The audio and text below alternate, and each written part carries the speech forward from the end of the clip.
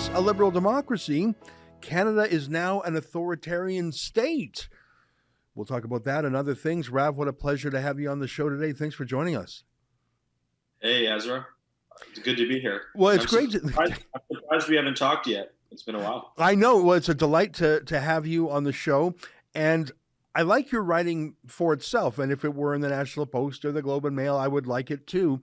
But I really like the fact that you are disabusing the world of their fairy tales about Canada. I mean, I think there is sort of a foreign liberal media class that looks up to Justin Trudeau as some role model. And I think you're bringing him down to earth a little bit with columns like the ones you've had in the New York Post. Yeah. Trudeau has this international reputation of being an icon for freedom, inclusivity, welcoming people, freedoms. But, if you look at my story, right, my family came from India about 10, 15 years ago. And we left India in search for more freedoms and for more ability to pursue the dreams that we wanted to pursue. And that's financially, creatively, vocationally. And I know I'm here pursuing my dream as a writer and a podcaster and doing pretty well for myself. But as I mentioned in that New York Post article, it's stunning to me how here in Canada, my freedoms are more restricted than they would have been in India in terms of my freedom to travel and to like go to a gym for a while when gyms are closed down, go to a restaurant, travel across Canada, travel from through the border to go to the United States. All these things are restricted for a very long time, unlike my home country in India. So it's very bizarre for myself and for my family members as well, who are also unvaccinated, who, we're here in the supposedly free liberal democracy, yet we're not able to go back home and see our relatives, or we're not able to go to a gym for a while, or not able to eat out at a restaurant. Like, this is not the Canadian dream. This is not the free liberal democracy that we thought we moved to for a while. And thankfully now they've suspended the vaccine mandates, although who knows what happens with that.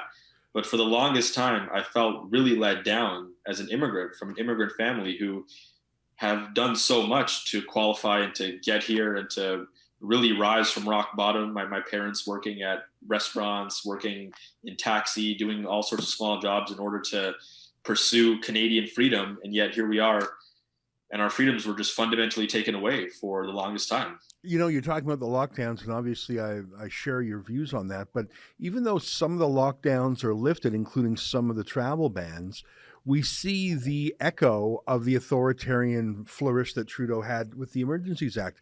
The reason you have another important piece that I want to get to today. You looked at a new myocarditis study. But back to this authoritarian thing just for 1 minute. Today, we're in the lead up to Canada Day. Parliament Hill is literally locked down. There's a fence around it. There's one gate. You have to please the police officers to be allowed in. They're shutting down streets. I see the Ottawa City Council is saying that you can be fined $1,000 if you shout or make an unusual noise. What? There's so many strange things. The police chief is saying he might arrest you if you have signs that he doesn't like. We had a reporter there yesterday, David Menzies, who said that police said if there's any flags that insult Trudeau, those will be banned. Well, hang on. I mean, that's what they do in North Korea or Iran. Is that really how we roll in Canada? So I agree with you on the lockdowns, but it's much more than just the COVID lockdowns. It's the censorship. It's the police partisanship. I think that Canada really is losing a lot of its freedoms. Yes, it was all accelerated by COVID, but there's a lot of other things too, isn't there? Oh, yeah. Yeah. And it's absolutely egregious, the way that they're locking things down ahead of Canada Day. And, I thought this was a place where we could, patriotically celebrate and in all different colors and forms and with all the diversity that characterizes Canada as a free liberal democracy. Yet we have these bizarre statements from the police chief. I mean, I don't know what that even means of signs or flags that are critiquing Trudeau that might be considered transgressive. I mean, you're walking on a pretty slippery slope there when we're getting into that kind of subjective place. I don't know what that would look like and how they would enforce those kind of rules and restrictions, but it's, again, another example of why I think our country is further and further plunging into this left-wing authoritarianism, starting from lockdown, starting from COVID, with vaccine mandates. And all along, I've been watching this. And early on during the lockdowns, I was actually for them. And a lot of my conservative friends were like, oh, you just wait till this progresses and we see more and more authoritarianism. And I was like, you know what, it's okay, just a few weeks, few months, all right. And then vaccine mandates came, and that really woke me up. And it's like, oh, wow, this is not the free liberal democracy that I thought I moved to.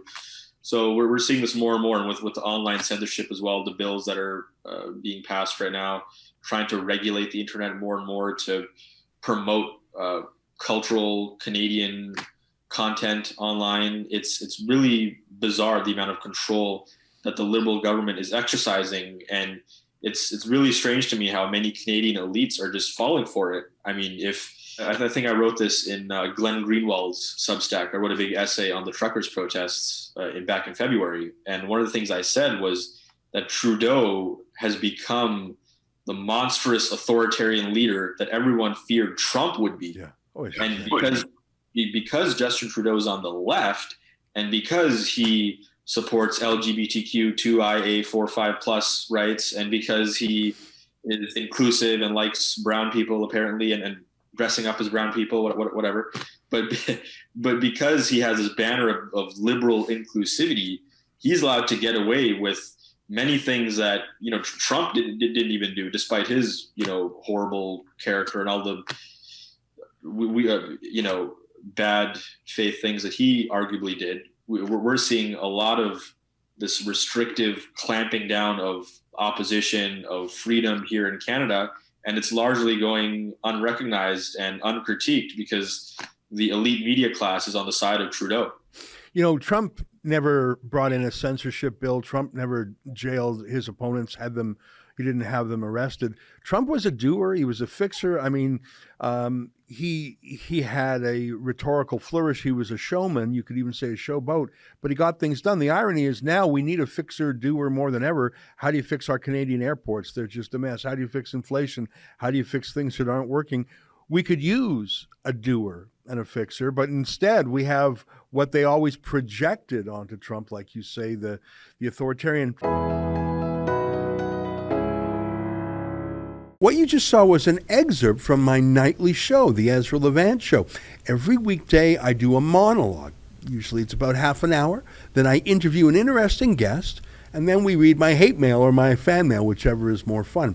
It's only available behind a paywall, though. That's how we pay our bills here at Rebel News. We don't take a dime from Justin Trudeau. But the good news is it's only $8 a month, about half the price of Netflix. And in addition to my nightly show, you also get weekly shows from 4 other friends here at Rebel News. So you're getting 36 shows a month just for $8. I think it's worth it.